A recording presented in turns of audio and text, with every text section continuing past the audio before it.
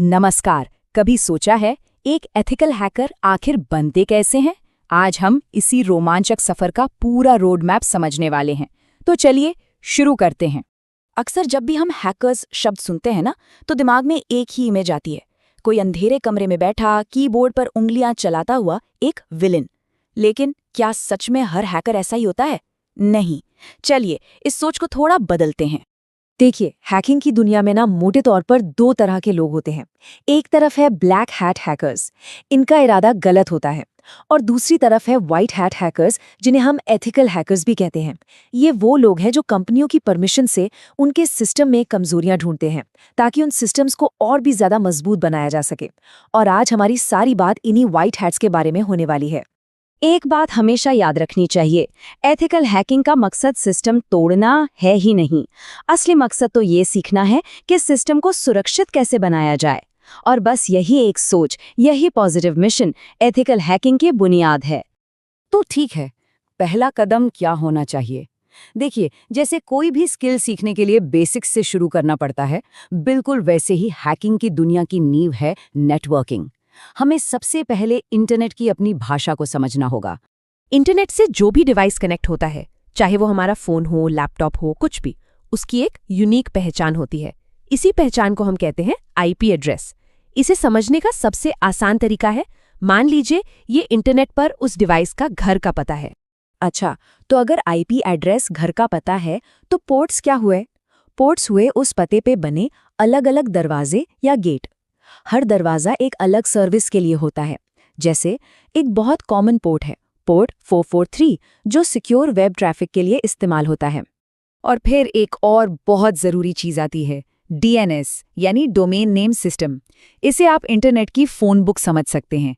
जब भी हम ब्राउज़र में google.com टाइप करते हैं ना, तो ये डीएनएस ही है जो इस आसान से नाम को उस मुश्किल से आईपी एड्रेस में बदलता है जिसे मशीनें समझती हैं।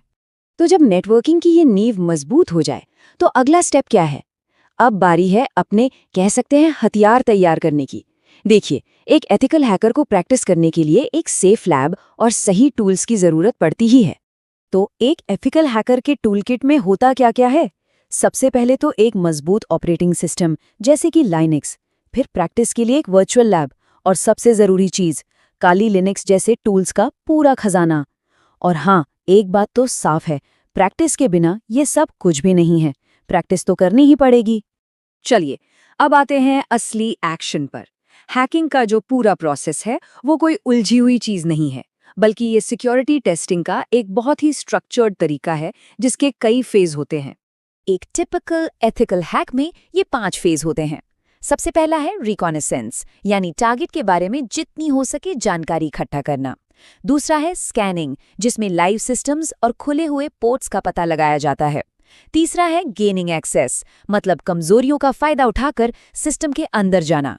चौथा है मेंटेनिंग एक्सेस, यानी अपनी पहुंच बनाए रखना ताकि सिस्टम को ठीक से जांचा जा सके। और पांचवां कवरिंग ट्रैक्स, यानी अपने टेस्ट के सारे निशान मिटा देना।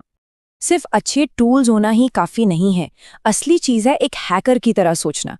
पता है क्यों? क्योंकि अक्सर सबसे बड़ा खतरा टेक्नोलॉजी में नहीं, बल्कि इंसानी साइकोलॉजी में, यानी हमारे सोचने समझने के तरीके में छिपा होता है। इसी चीज को कहते हैं सोशल इंजीनियरिंग। ये असल में ह्यूमन हैकिंग की कला है। इसमें टेक्नोलॉजी का नहीं, बल्कि साइकोलॉजी का इस्तेमाल करके लोगों को मैनिपुलेट किया जाता है, ताकि वो खुद ही अपनी सीक्रेट जानकारी दे दें। तो सीधी सी बात है, जब अटैकर का हथियार साइकोलॉजी हो, तो उससे बचने का सबसे मजबूत डिफेंस क्या होगा? हमारी अपनी अवेयरनेस, हमारी अपनी जागरूकता।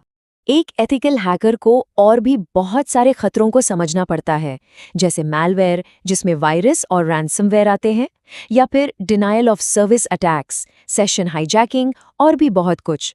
सीधी सी बात है, किसी चीज से तभी बचा सकते हैं जब उसे अच्छी तरह से समझते हो। तो आखिर में सबसे ज़रूरी बात जो याद रखनी है वो ये है कि जो सच में महान हैकर्स होते हैं, वो सिस्टम्स को लोगों को नुकसान पहुंचाने के लिए नहीं तोड़ते, बल्कि वो उन्हें प्रोटेक्ट करने के लिए, उनकी रक्षा करने के लिए ऐसा करते हैं। और यही एक एथिकल हैकर के सफ़र का सबसे बड़ा मकसद होता है। तो इस पूरी बात का निचोड़ क्या है? असली लक्ष्य तोड़फोड़ करना नहीं है। असली लक्ष्य ये समझना है कि कोई चीज़ टूटती कैसे है, ताकि हम उसे पहले से कई ज्यादा मजबूत बना सकें। तो सवाल ये नहीं है कि तोड़ने के लिए तैयार हैं या नहीं। असली सवाल है, क्या कुछ नया और मजबूत बनाने के लिए तैयार है?